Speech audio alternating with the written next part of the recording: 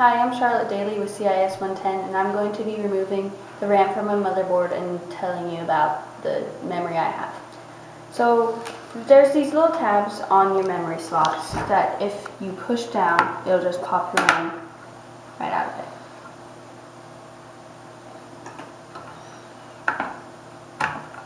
And on this motherboard I have 2 sticks of DDR RAM, which are in a dual channel motherboard, so there's going to be 2 of them. And it's very important to put them in your motherboard the right way, because if not you could damage your motherboard and the memories.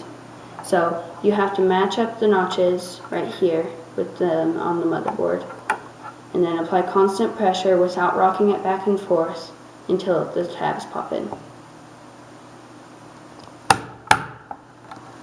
Do that for both of them.